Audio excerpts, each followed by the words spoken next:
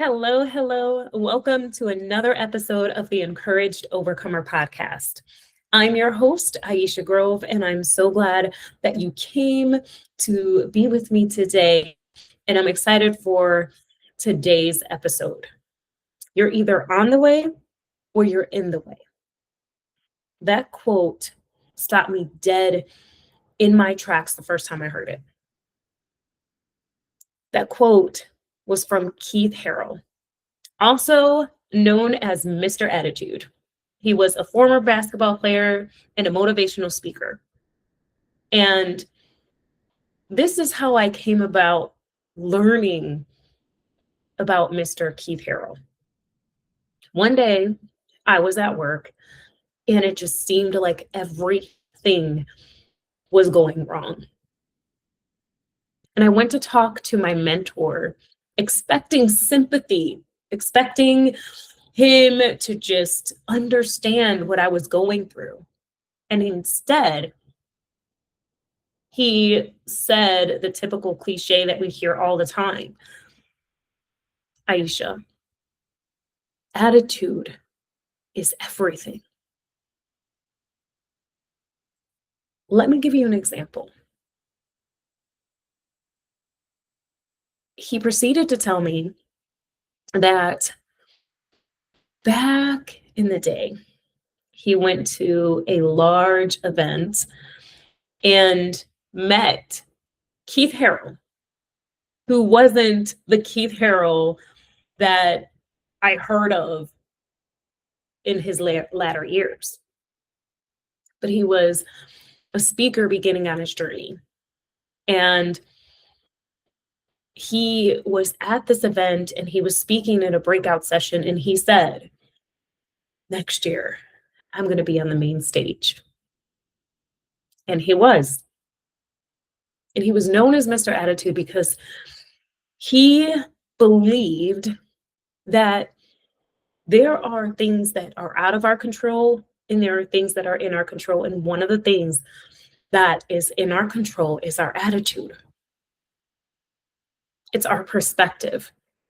It's how we look at the world around us. It's how we either choose gratitude or complaining, ownership or blaming.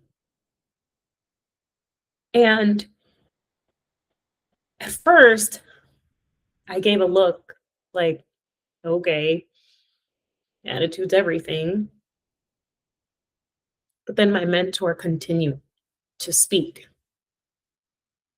He said, Iesha, when I met Keith Harrell, we became friends. And he did speak on that main stage. And there were thousands of people there. And after he spoke, he gave high fives to every single person that came across that platform. And he stayed the entire time until he encouraged every single person. Later, when he was in a vehicle with my mentor, he said, "Ooh, my back is a little tight."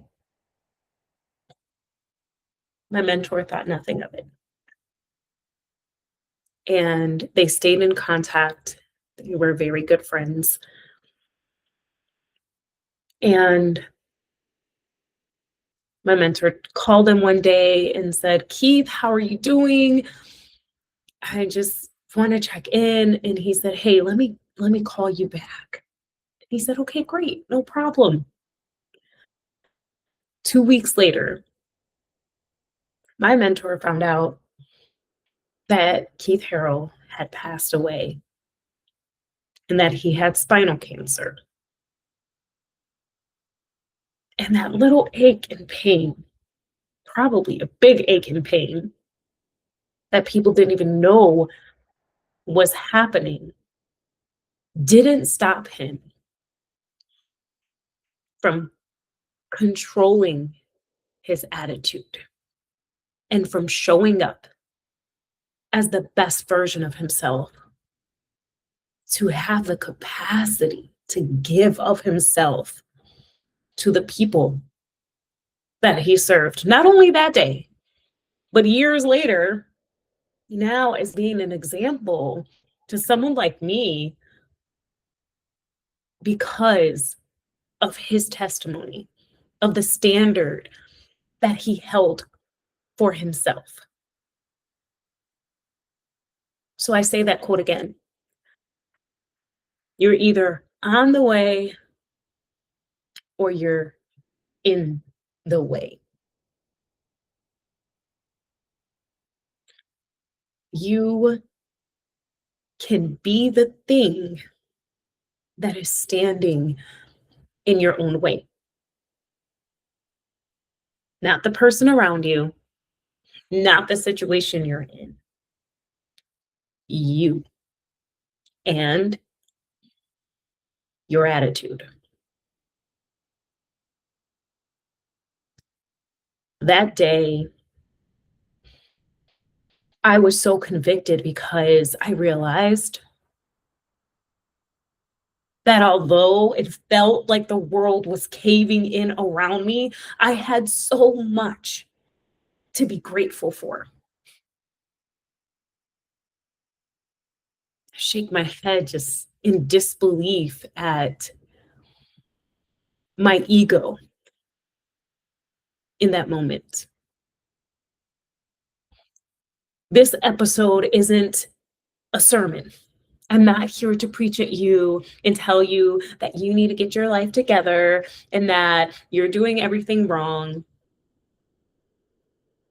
I'm here to help you to determine whether you are on the way to your dreams and your success and your goals, or you're in the way.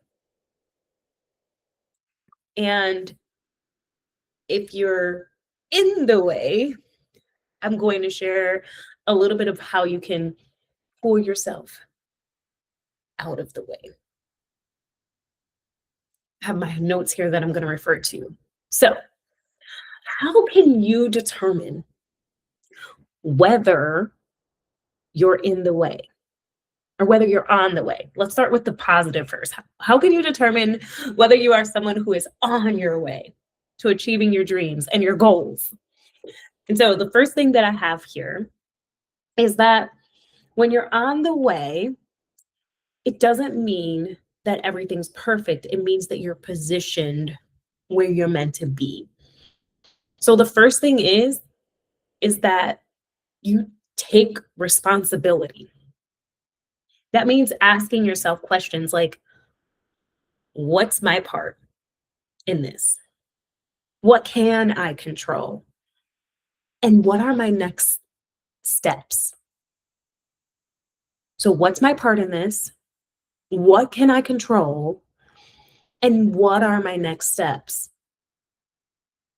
So that's the first thing, is taking responsibility and not waiting to feel ready or waiting for a situation to happen for you. I remember when I first started my speaker journey, I was using affirmations and saying things like, I'm an international speaker. I speak all over the world.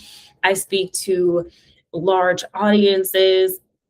And I would try to amp myself up into some standard or level that I thought I needed to be in order to claim this identity. And I was so frustrated because I'm like, why aren't these affirmations working? And the truth is that my mind knew I wasn't telling the truth. My mind knew that there was limits, that I was holding myself back from achieving that thing. And fear plays a big role in why we don't necessarily take those steps to get to where we need to be. And so think about it like this: your habits should match your vision for your life and your dream. I heard Terry Savell's voice say that you can't become a millionaire with minimum wage habits.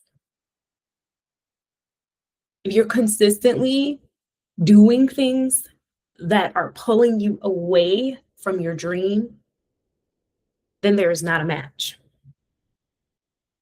And it will cause you to be in a low state. It will cause you to have a low level mindset. It'll cause you to constantly feel like you're at war with yourself, or that you're having to fight and push and make room for yourself. And that's not in alignment with you attaining your dreams. So ask yourself if your actions match your vision. That's the next thing. And it is, when you are aligned, it's faith plus action. The Bible says that faith without works is dead. You have to put feet to your faith, and God will step in the rest of the way. I also think about the next thing here is that you course correct quickly. You don't stay down when you fall. Another verse I love says that a just man falleth 7 times and rises up again. You might be knocked down for a little while, but you know that you're not going to stay there, and you don't stay there. I'm not saying that I'm perfect at this, and I still have room to grow.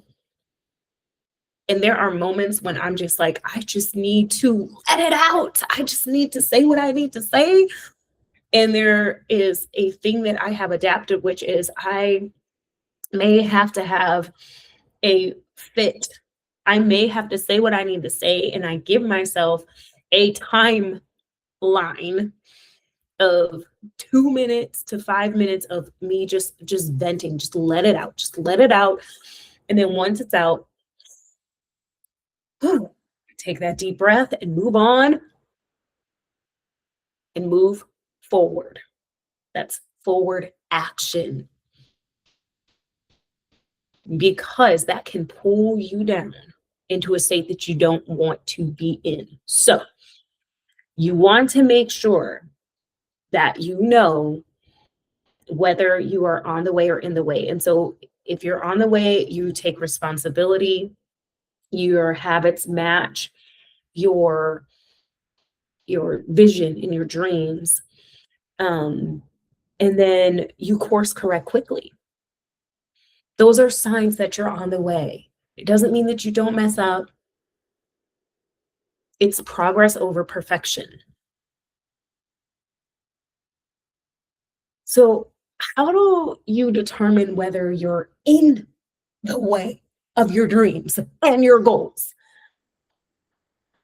Well, the first thing is that your fear is louder than your faith. I'm making that noise and shaking my head because I have been there where I have made excuses for my limitations. And I made it sound good. Like, there's not enough time in a day. I'm so busy doing XYZ for everybody else, and I can't do anything for me. And all along, I was doing so much for me that I just never took time to assess and evaluate and measure how much time was actually being spent. Time management was my downfall. Because the truth of the matter is that you can sit here and say, I don't have enough time to work out.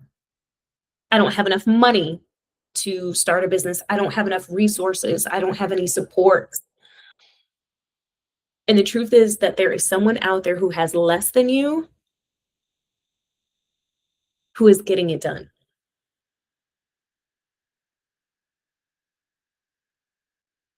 You can make or break your own success.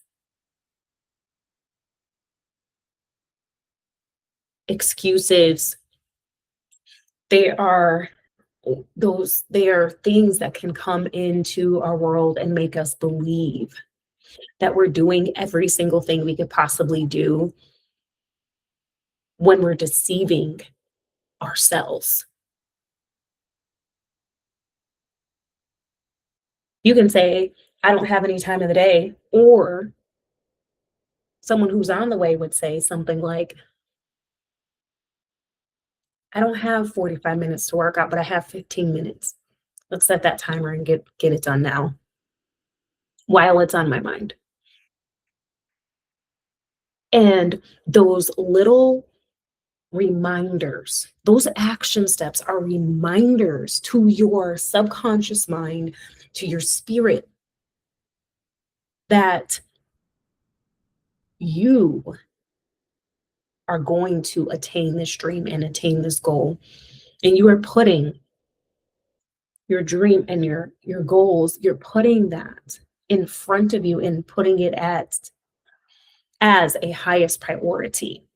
And you're willing to take the action to prove to yourself that that's truly what you want, as opposed to the other thing that's taking up your time. Binge watching TV,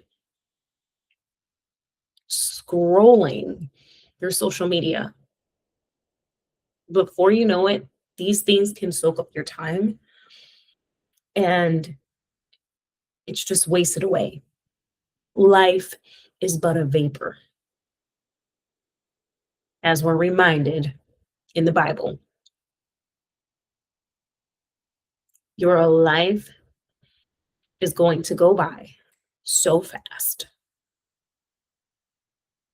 And before you know it, those excuses become pain. They become wishes. I wish I would have. So I just want to encourage you today to take that action. Gather that faith. Have faith that even though you don't see it, that it is there, it is happening, that something's happening. And then take that step towards what is meant for you, and you will see your efforts multiply before your eyes. So we can see that we're in our own way if our fear is louder than our faith. Excuses essentially are masked fears. They're deeper than just, well, I don't have enough time. No, the thing that you're doing in place of your dream is protecting you from something. And that fear that you feel isn't something to suppress. It isn't something to ignore. It is something to take pause and think, okay, what are all my fears in the situation? Let me lay it all out there and just have a conversation with yourself and tell yourself, what am I afraid of? What is it? For me, within my business, I was afraid of failing, looking like a failure in the eyes of other people, letting other people down, not keeping my word. I was afraid that I would put all my time and energy and effort into this and with nothing to show. I don't know what your fear is for you. It doesn't have to be my exact story. Your fear could look like, you know, you're supposed to make those outreach calls. Maybe you have a sales job. Maybe you're not putting in the effort that you know you need to put in. That fear of rejection is real. Or the fear of being seen, of being truly vulnerable to people. And you know, you're like, man, I could do that. I want to put out videos. I want to create content for people and help people and tell my story and speak. But you don't want to put out content. And that fear is valid. We all have these fears that live within us. But the truth is, we have something greater when we're believers. We have the Holy Spirit inside of us. We have God. We have Jesus. And when we tap into that power and that confidence in God, He will help us to overcome. I was listening to a message by Marsha Weeder, who is the owner and founder of Dream University. And she says that we all have a doubter and a dreamer inside of us. And the doubter is the warrior. And it's the one who worries constantly. And it's that side of us that's just like, oh, this is going to fail. Like, who do you think you are? Why are you doing this? Like, nobody's going to listen to what you're putting out there. Nobody cares. You're doing good in your job. It's not your dream job, but you don't hate it. You're making good money. And if you step out there, you don't know. That's not security. You don't know what's going to happen to you.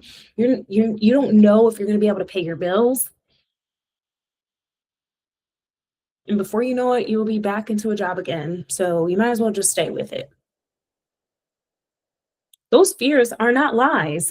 Those are all possibilities of things that could happen. But when those fears come up from that doubter that's within you, the dreamer needs to step up. And the dreamer needs to say, God has not given us the spirit of fear, but of power and of love and of a sound mind. And I don't have to wait for clarity to take action.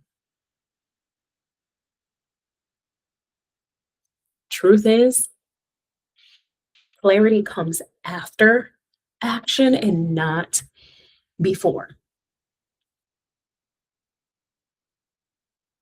So if you're putting your fear before your faith and before your action, and you're listening to that and giving it your attention, and that's your main source of energy, then you're probably in your own way. Another way to tell if you're in your own way is that you overthink instead of obey. Overthinking leads to stagnation. Action leads to creation in your life. I'll say it again. Overthinking leads to stagnation. Action leads to creation. If you want to create abundance in your life and you want to create the things that are meant for you, then take action. Don't worry about the how. Don't get stuck in that worry about the now. Or I should say, get into the now. Don't worry about the how, get into the now. What can you do right now in this moment? All you have is this moment. If you need to take a pause and pause this episode and go do one little thing that's gonna bring you closer to your dream, go do it. This is your reminder to go do it, to go for it. To not let any of those thoughts take over your mind and your heart, your spirit. Instead, feel it with consistent action that proves that you are worthy of every single blessing that God has for you. And the things that are in front of you won't be delayed. You'll be able to put yourself in the posture of receiving. And a lot of times that's so hard for us to do. It's hard for us to receive when we're so used to giving, giving, giving. But you can't outgive God. And there are blessings out there for you, my friend. Go and claim those blessings. So you might be having your fear louder than your faith. You might be overthinking instead of obeying. And then lastly, you keep rehearsing the past instead of rehearsing the future.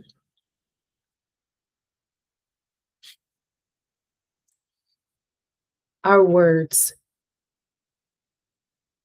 are sharper than a two-edged sword. That's how powerful our words are. And when we are constantly saying things like, I'm not, who do I think I am? I'm not good enough for this. I'm not experienced enough. I'm too old. I'm too young. I'm not fit enough to go to the gym. Listen, I thought of that one before. I remember being at a race with my friend, and I had spent months before training and running and just building up my endurance to be a part of this race. And we were standing in the warm-up line getting ready for the race to start. And so people were around me stretching, and I was looking around at what everybody else was doing. And I remember looking at my friend and saying, wow, everybody here is just so fit. Like, I hope that could be me. And she looked right at me and said, Iesha, girl, that's you. You are them. Look at you. You trained for this. You're showing up. You are one of those people. And I didn't see it because I told myself, somehow I convinced myself that I had to be a certain build or look a certain way or just have that, the spots on your face and little outdoor wrinkles to prove you've been outdoors for so many hours. I was just deceived, and I thought that it looked a certain way, and that wasn't me. And she reminded me in that moment that I had put in the work and I deserved to be there. And if you're putting in the work, you deserve to be there. When you come into face the reality that your dream is happening before you, it's when preparation meets opportunity. Preparation comes first, and then opportunity comes after. What you're doing in your closet, what you're doing behind closed doors, God will reveal openly and publicly. He's the one who promotes. He's the one who puts you in front. And so instead of like, why don't I have this? Sometimes you're pushing, you're like, but I want this for my life. I have this dream, and I'm pushing and pushing and nothing's happening. Why? Instead of why, think about, wow, I have extra time to be so prepared that when that opportunity comes, I'm running from it. That opportunity will be there, and I'm not going to run from it. I'm going to go towards it. And I'm going to be able to have the capacity to hold the weight of that blessing and sustain it. Did you ever think that sometimes you just don't have the thing that you've been asking for and wanting for because you just don't have the capacity to hold it and keep it yet? And God is protecting you from failure. He's protecting you from, and I don't mean, because when you try and you attempt things and you don't necessarily get it, I don't consider that failure. I consider that experience. But he's protecting you from just like falling flat on your face and feeling like the whole world is just like consuming you because it cares for you. And that blessing is there for you. There's a version of yourself that needs to meet up with that blessing. And in order for that version of you to meet up with that blessing, you have to go through some things. And not only do you have to go through some things, you have to come out on the other side. So I say that to say this, that if we keep rehearsing the past, we'll continue to see it in front of us. What we continue to see as our reality will continue to show up. However, if we confront the past and then we pursue the future and we step into the now that we have the control of, that we can actually do something about consistently, then of course that dream will happen.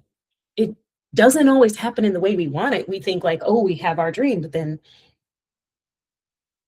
there's God's dream for us. And sometimes we think we want this one thing and it's going to get us this, these accolades and this attention.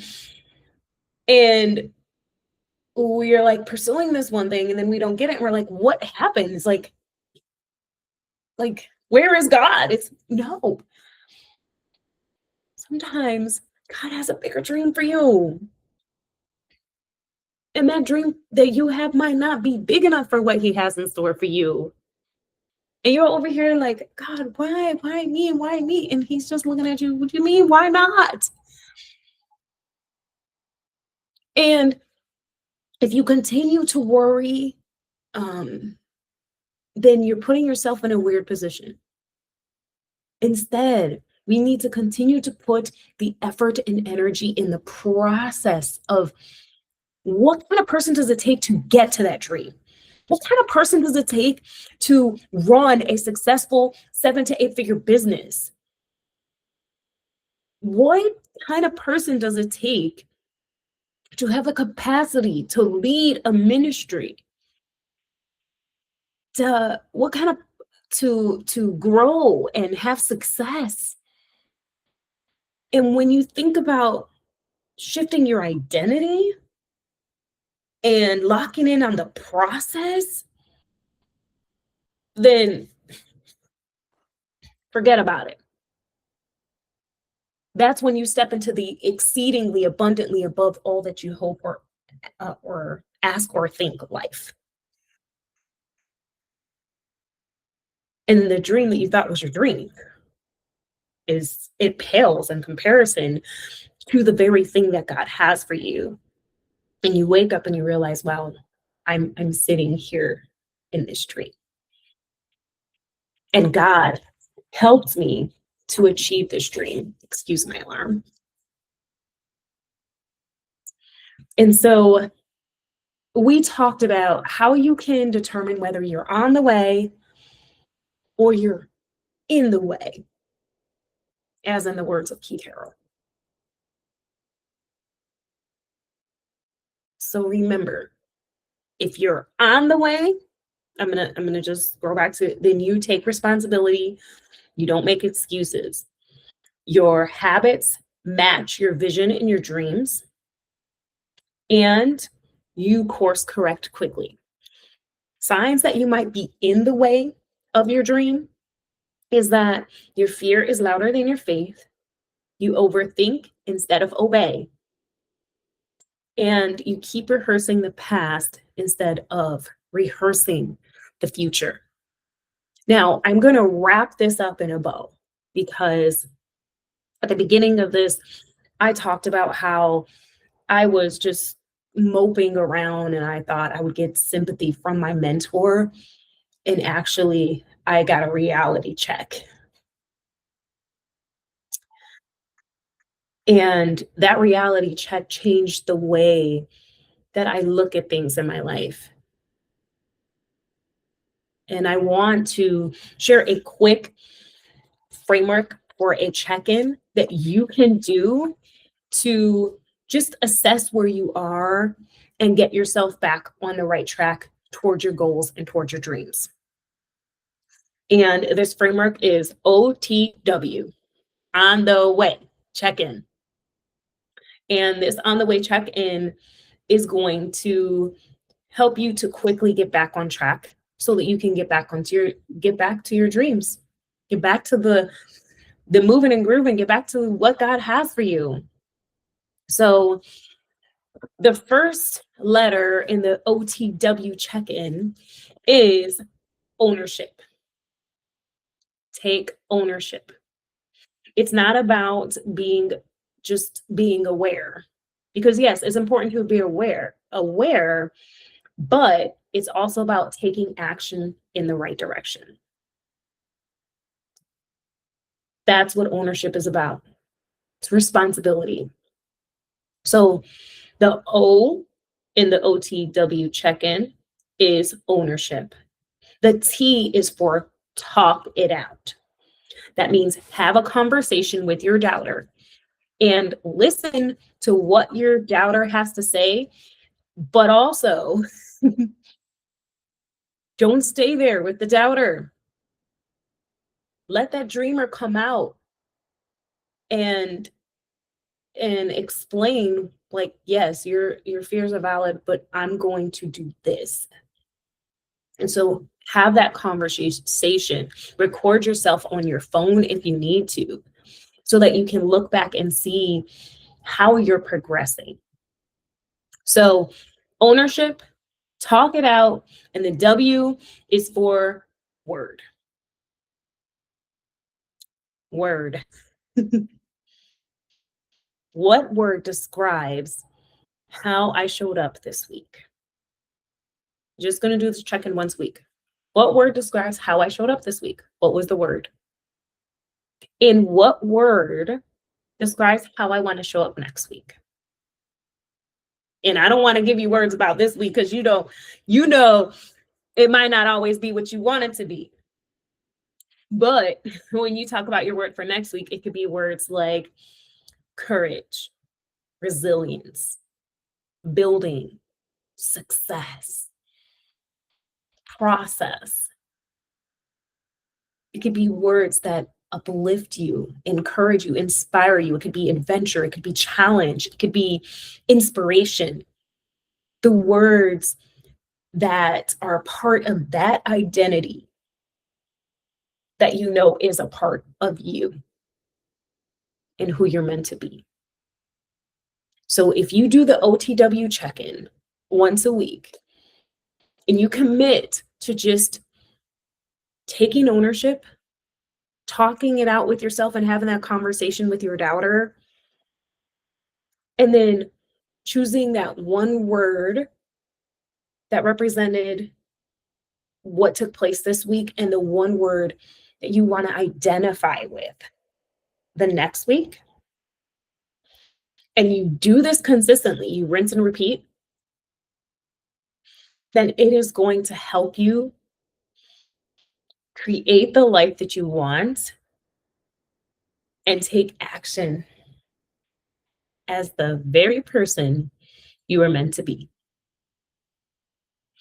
I will be sure to include a cheat sheet for the OTW check-in in the description.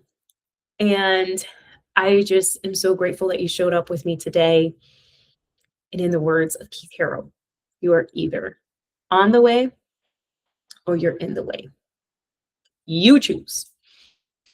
I choose to be on the way and choose progress over perfection. And I hope that you're with me. And if you stayed to this far, then you're definitely with me. You don't have a choice. Thanks for tuning in, my friend. Have a great day. And above all else, stay encouraged.